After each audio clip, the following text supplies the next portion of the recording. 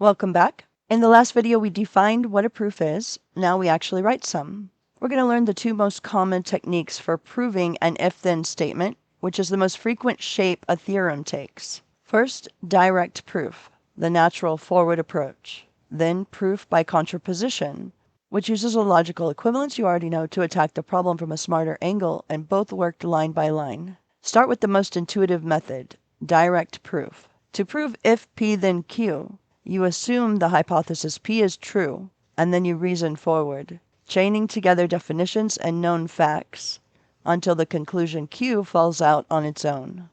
That's the whole idea. Suppose P, work forward, land on Q. It's a style you should always try first, because when it works, it's clean and it's direct, exactly as the name promises. The skill is in knowing which definition to expand at each step. So you want to prove a real statement. If n is even, then n squared is even. Follow the skeleton from the last video. Given n is even, and by the definition of even, that means we can write n as 2 times some whole number k. Your goal, show n squared is even, meaning it's a multiple of 2. And now we reason forward. Square both sides. N squared equals 2q, all squared, which is 4q squared. Factor out a 2. That is 2 times the quantity 2 squared. Since 2k squared is itself a whole number, we have written n squared as 2 times a whole number.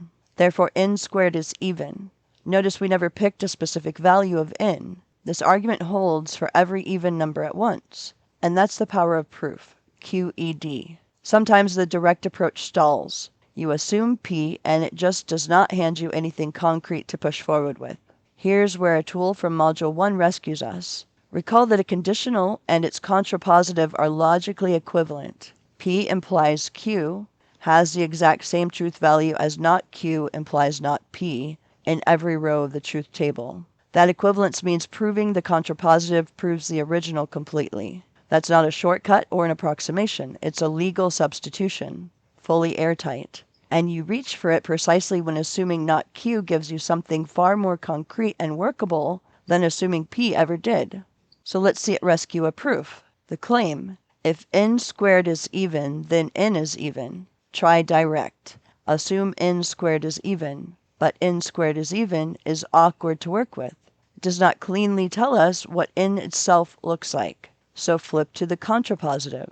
The new goal becomes, if n is not even, that is, if n is odd, then n squared is not even. Now assume n is odd, so we can write n as 2k plus 1. Square it, you get 4k squared plus 4k plus 1, which we can regroup as 2 times the quantity 2k squared plus 2k plus 1.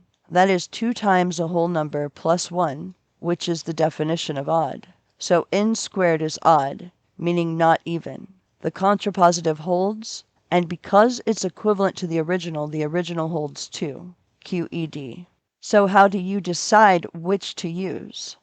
The practical rule, reach for direct proof when the hypothesis is concrete. When assuming P hands you a definition you can expand and manipulate, an equation to work with, something to build forward from. Reach for contraposition when the negation is the concrete thing. When assuming P leads nowhere useful, but assuming not Q gives you a clean, workable form. That was exactly our situation a moment ago. N squared is even was awkward, but n is odd was concrete and gave us an equation to square. The trick over time is learning to glance at both starting points and pick the one that gives you traction. And these are not just math exercises. Both patterns live in how we reason about programs. Direct proof mirrors tracing a function forward from its precondition to its result. Assuming the input satisfies the requirement, follow the code, show the output is correct. Contraposition mirrors a different but equally common style of reasoning.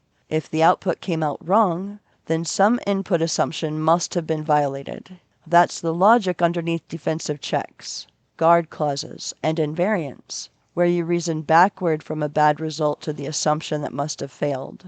Learning both proof styles sharpens both directions of thinking. So direct proof assumes the hypothesis and reasons forward to the conclusion, while contraposition proves the equivalent not Q implies not P, when that starting point is more concrete. 2 techniques, 1 choice, made by asking which assumption gives you something solid to work with.